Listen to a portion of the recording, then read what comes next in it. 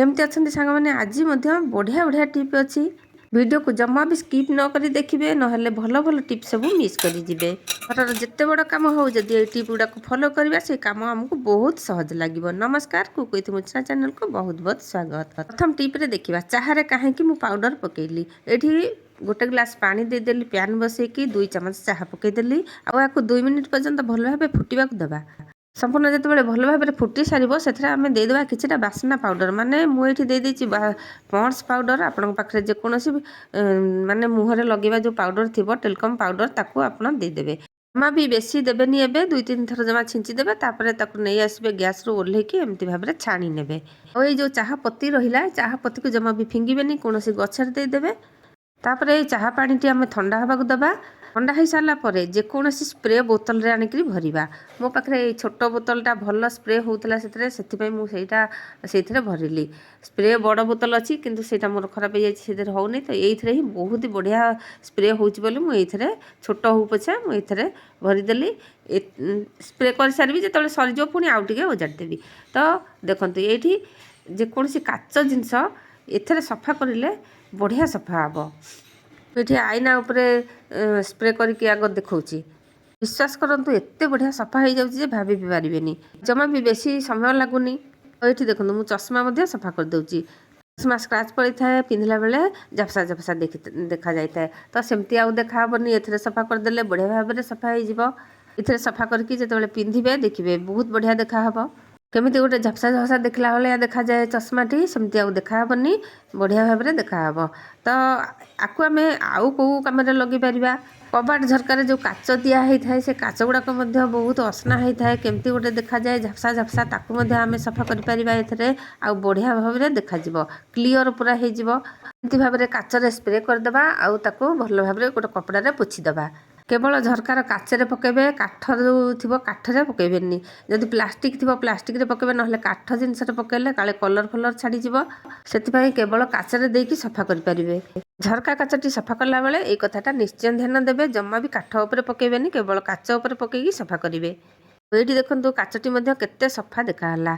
तो ये आम जा फ्रिज पाखक फ्रिज रो हैंडल थाए सब हाथ में धरी धरी सी असना हो जाए पकईकी सफा कर फ्रिज रो ऊपर पट सफा कर फ्रिज रो भीतर पट सफा कर फ्रिज भीतर जो फाइबर प्लेट थाए ताकू यही चाह पानी सफा कले बहुत बढ़िया सफा हो एथरे जेहेतु दिखाई टेलकम पाउडर आउ चाह पत्तीर बास्ना बहुत बढ़िया आसो ये सब जिनस कौन सफा करवा दरकार ना केवल ये चाह पानी सफा करंतु थरे तापर कमेंट रे जणेबे। तो एबे जिबा आमे नेक्स्ट टिप को ये देखो मुझे किछिटा टंका आनी ये टंका आम जितेबाला आम कौन जिनस किणी था से मैंने टंका दियंती कि घरे रखी रखी केतबेले टंकाटी पुराना हो जाए आ चिरी जाए से चिरा टंका को आम कौन करवा किपरि आम ताको जोड़िबा। ये देखो ये टंकाटी एमती चिरी जाइए तो ये हो ऊपर मुंड हो जमी जोठी हेले चिरी था पछे आम ताको किपरि जोड़िबा आउ जोड़िबा जमा जना पड़बनी विशेषकर आम कौन करूँ सेल टेप आणिकी से लगे दऊ। तो आम यही सेल टेप न लगे आम आउ कौ उपाय टंकाटी जोड़ी पारिबा। देखो ये मोहम्बती नहीं जावा मोहम्बती की टिके लगेदेबा आउ तार जो बुंदु बुंदे होगी तेल भली पड़े एमती देखेदेले जो पड़ो मोहम्बती से टंकार पकईदेले से टंकाटी बढ़िया भाव में जोड़ी हो जमा भी जना पड़बनी।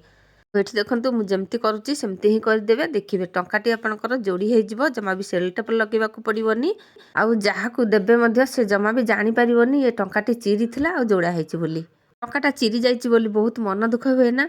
एमती भाव में टंका को जोड़िकी आम से टंका को पुणी चलई पार। और ये देखो मो हाथ लगे देखा टंकाटी आउ जमा जना पड़ी कि चिरा मोहम्बती जितेबाला पड़ो 5 मिनट खंडे अपेक्षा करदे सी जमी मोहम्बती सुखीज एमती हाथ में चापिदेवे सांगे सांगे जदि से हाथ लगेदेवे से मोहम्बती आप हाथ में पलि आसो सी आउ से जोड़ी हेनी।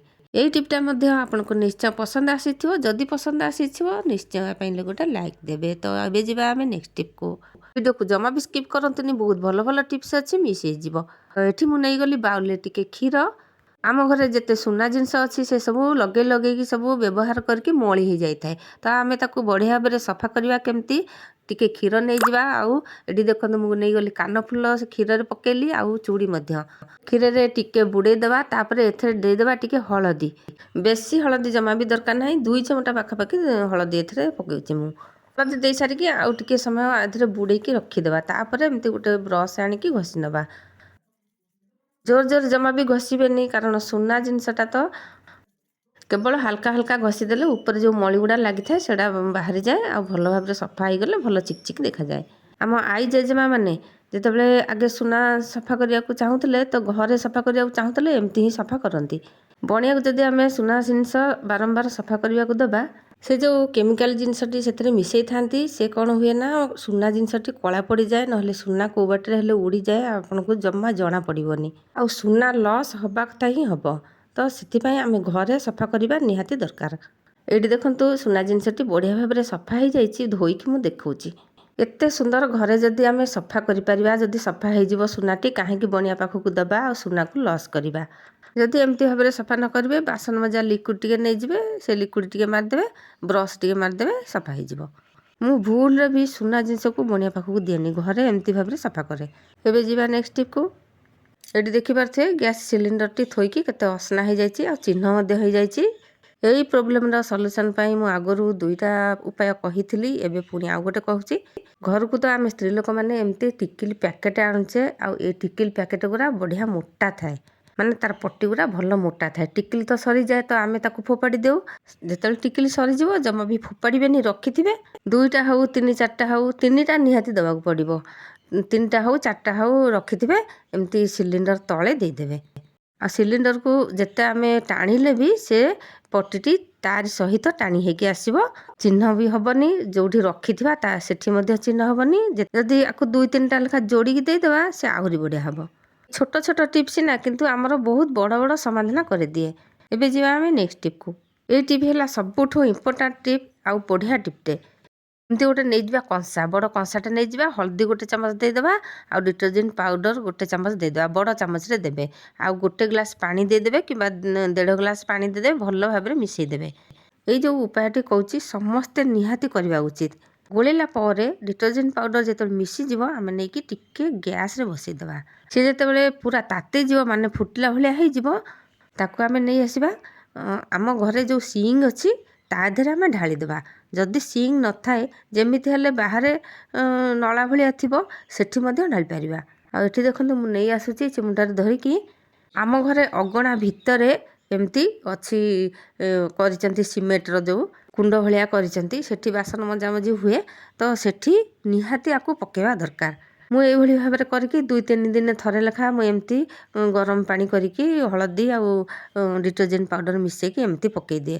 ସବୁଦିନ ବାସନ ମଜା ହେଇକି ଅସନା ହୁଏ, ଶିଉଳି ବସେ, ତ ସେଥିରେ ଜିଆ ହେଇଯାଆନ୍ତି, ଛୋଟ ଛୋଟ ପୋକଜୋକ ହେଇଯାଆନ୍ତି। ଯାହାଫଳରେ କି ଆମେ ଯେତେବେଳେ ବାସନ ମାଜିବା ଆମକୁ ଅସନା ଲାଗେ, କାଳେ କେଉଁଠି ପୋକଜୋକ ଲାଗିଯିବେ, ଆଉ ସେଇଠି ମଧ୍ୟ ବାସନ ଥୋଇବାକୁ ମଧ୍ୟ ଅସନା ଲାଗିବ। ବ୍ଲିଚିଂ ତ ପକାଯାଏ, ମୁଁ ତ ବ୍ଲିଚିଂ ପକାଏ, ତାପରେ ମଧ୍ୟ ଏମିତି ଗରମ ପାଣି ନିହାତି ଢାଳିବା ଦରକାର। ଗରମ ପାଣିରେ ସବୁ ଜୀବାଣୁ ମରିଯିବେ। ଏବେ ଦେଖିବା ନେକ୍ସଟ ଟିପ୍ରେ କ'ଣ ଅଛି। ଏଇ ଶୀତ ଦିନ ଡ୍ରେସ୍ ହେଉ, ଏମିତି ଫୁଲ୍ ପ୍ୟାଣ୍ଟ ହେଉ, ଜିନ୍ ପ୍ୟାଣ୍ଟ ହେଉ, ମୋଟା ମୋଟା ଜିନିଷ ହେଉ, ଏଇ ଯେଉଁ ଆମର ଖରା ଯେଉଁ ହେଉନି, ଏଥିରେ ଆମେ ଶୁଖେଇବାକୁ ବହୁତ ଅସୁବିଧା ହୁଏ। ଖରା ତ ହୁଏନି, ଶୁଖିବ କେଉଁଠି, ଅଧା ଶୁଖିଲେ ଆଉ ଅଧା ଶୁଖେନି। ସେ ଡ୍ରେସ୍କୁ ଆମକୁ ପୁଣି ଆର ଦିନ ପିନ୍ଧିକି ଯିବାର ଅଛି, ତ ଆମେ ଗୋଟେ ଉପାୟ କରିବା। ଏମିତି ଚାଲୁଣି ନେବା, ଗ୍ୟାସ୍ ଉପରେ ପୁରା ସିମ୍କୁ କମ୍ କରିଦେବା, ତାପରେ ଚାଲୁଣିକି ଥୋଇ ଦେଇକି ଏମିତି ସେଇ ଯେଉଁ ପ୍ୟାଣ୍ଟ ହେଉ ସାର୍ଟ ହେଉ ଯାହା ହେଉ ଏମିତି ଥୋଇକି ନଉଟ ପାଉଟ କରିଦେଲେ, ଯେଉଁ ଟିକେ ଟିକେ ଗିଲା ଗିଲା ରହିଥିବ, ଶୁଖିନଥିବ, ସେ ଶୁଖିଯିବ। ଆପଣ ଯଦି ଅର୍ଜେଣ୍ଟ ପିନ୍ଧିକି ଯିବାର ଥିବ, ତାହେଲେ ଆପଣ ପିନ୍ଧିକି ଯାଇପାରିବେ ଏମିତି ଉପାୟରେ। ଶୀତ ଦିନରେ ଶୁଖେନି, କି ବର୍ଷା ଦିନରେ ମଧ୍ୟ ସେମିତି ବର୍ଷା ହେଲେ ଶୁଖେନି। ଚାଲୁଣିରେ ତ ଚାରିଆଡ଼େ ଛୋଟ ଛୋଟ ହୋଲ୍ ଅଛି, ତାକୁ ଯଦି ଆମେ ଗ୍ୟାସ୍ରେ ବସାଇ ଦେଇକି ଏମିତି ଭାବରେ ଶୁଖେଇବା, ଆସ୍ତେ ଆସ୍ତେ ଗରମ ହେଇକି ବାମ୍ଫ ବାହାରିବ, ଆଉ ତା ଫଳରେ ସେ ଶୁଖିଯିବ। ଖରା ଦିନେ ସିନା ସବୁଆଡ଼େ ପଙ୍ଖା ଲଗାଯାଏ, ଆଉ ସାର୍ଟ ପ୍ୟାଣ୍ଟକୁ ଆମେ ଯେଉଁଠି ପକାଇଦେଲେ ସେ ଶୁଖିଯାଏ। ଯଦି ଅର୍ଜେଣ୍ଟ ଥାଏ, ରାତିରେ ଧୁଆ ହେଇଥାଏ, ତ ସେମିତି ଆମେ କରୁ। କିନ୍ତୁ ବର୍ଷା ଦିନେ ଶୀତ ଦିନେ ଯେତେବେଳେ ଶୁଖିନଥାଏ, ଆମେ ଏଇ ଉପାୟ କରିପାରିବା। ଆଉ ଏଇଠି ଦେଖନ୍ତୁ ଯେଉଁ ଟିକେ ଟିକେ ଓଦା ଥିଲା କେମିତି ଶୁଖିଯାଇଛି।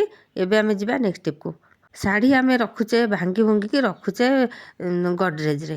ଯେତେ ଆମେ ଭାଙ୍ଗିଲେ ବି ତା ସହିତ ଆମେ ବ୍ଲାଉଜକୁ ଭାଙ୍ଗିକି ରଖିପାରୁନା। ଯଦି ବି ବ୍ଲାଉଜ ସେଇଠି ରଖୁଛେ, କେଉଁଠି ଗଳି ପଡ଼ୁଛି, କ'ଣ କରୁଛି, ତ ଏମିତି ଆମେ ଯଦି ଶାଢ଼ୀ ଭାଙ୍ଗିବା, ସେ ଶାଢ଼ୀ ସହିତ ଆମେ ବ୍ଲାଉଜକୁ ତା ଦେହରେ ରଖିପାରିବା।